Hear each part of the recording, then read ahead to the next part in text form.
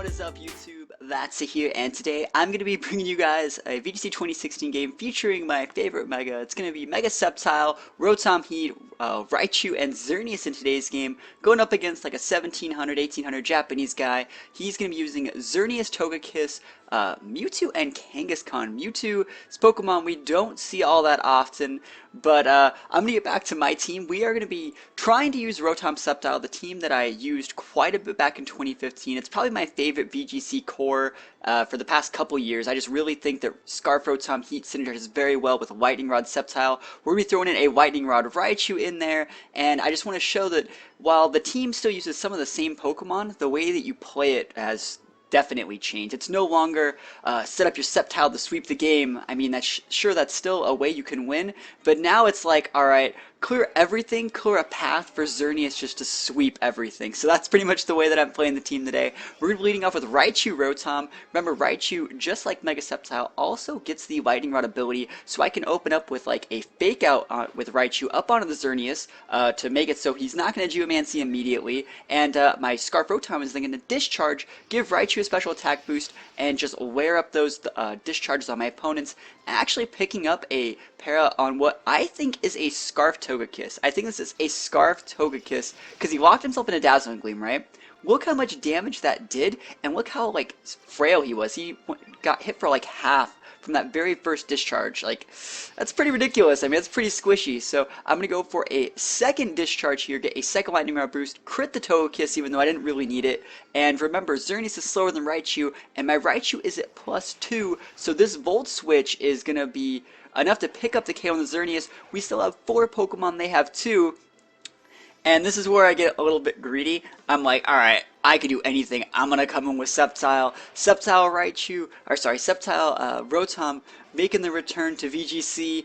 And, of course, I'm going to be met with a Mewtwo and a Kang. And I'm like, oh, I would have been so much happier if I sent my Xerneas and then switched out my Rotom for Raichu. But I'm going to try and make do. I still have a huge lead. And even if I mess up for a while, I still should be able to clean this one out.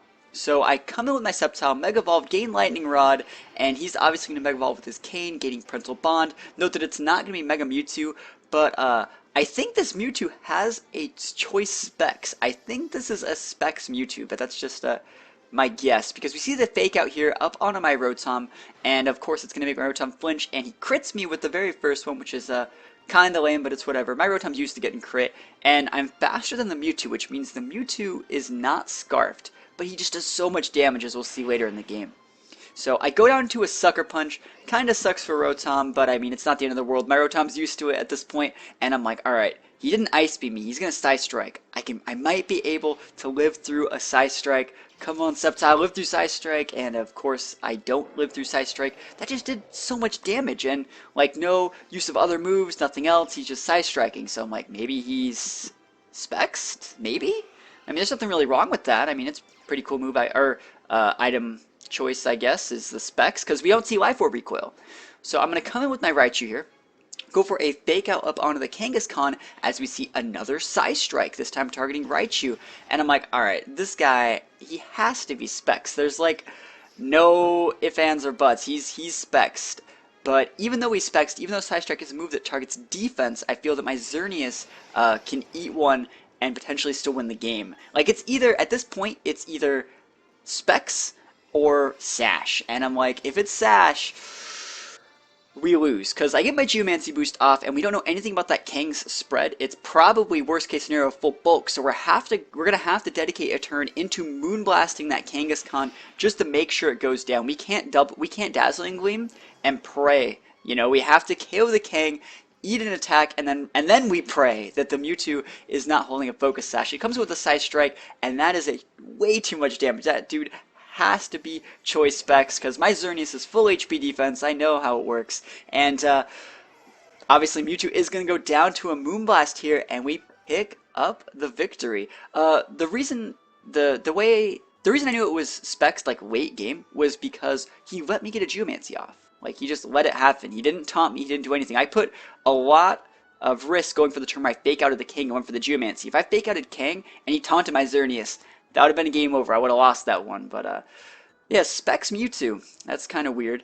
But anyways, we used Mega Sceptile. I mean, I didn't really get to do anything with it, but I I don't know. This is how you're gonna have to play this team. I mean, we had a really good turn one with Raichu Rotom. The first few turns of the game were really, really good. I had a 4-2 lead, but then I got greedy. I guess I gotta control my itchy trigger finger when I want to use Mega Sceptile.